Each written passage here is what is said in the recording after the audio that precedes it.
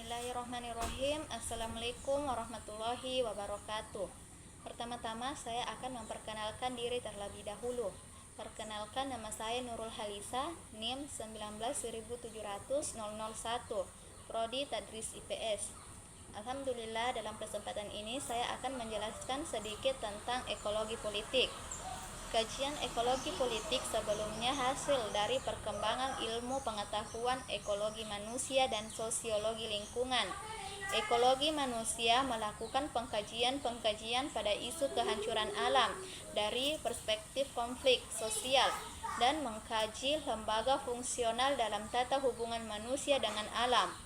Analisa ekologi dan biologi maupun sosiologi untuk menjelaskan keterkaitan hubungan manusia dengan alam melalui pendekatan antropologi mulai berkembang sejak akhir dekade 1970-an dan awal 1980-an.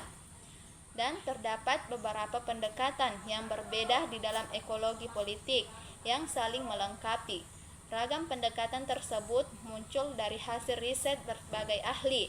Berdasarkan riset tersebut terdapat 5 pendekatan, yaitu pendekatan pertama, pendekatan yang bertumpu pada masalah lingkungan secara spesifik dan pijakannya adalah perspektif atau bidang kajian tradisional geografi serta berkaitan dengan upaya memahami dampak manusia terhadap lingkungan fisik. Pendekatan kedua, pendekatan yang bertumpu pada konsep terkait dengan pernyataan ekologi politik, yakni mengeksplorasi bagaimana konsep-konsep tersebut dikonstruksi. Pendekatan ketiga, pendekatan yang melihat kaitan politik dengan masalah ekologis dalam konteks wilayah geografis tertentu, seperti kajian masalah lingkungan di Asia, di Afrika, dan sebagainya. Pendekatan keempat, pendekatan yang mengeksplorasi pertanyaan ekologi politik terkait dengan karakteristik sosial ekonomi seperti kelas, gender, dan etnik. Pendekatan kelima, pendekatan yang menekankan kebutuhan untuk fokus pada kepentingan, karakteristik, dan tindakan dari para aktor dalam memahami konflik politik dan ekologi.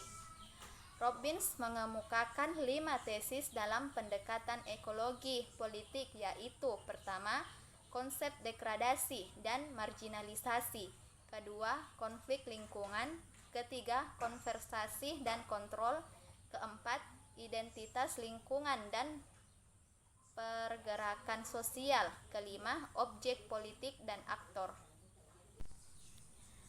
Adanya campur tangan negara dengan aktivitas perekonomian mendorong ke arah kehancuran lingkungan. Kompleksnya permasalahan lingkungan dunia ketiga membutuhkan tidak sekedar kebijakan yang bersifat teknis, melainkan juga perubahan berdasar dalam proses politik ekonomi di tingkat lokal, regional, dan global.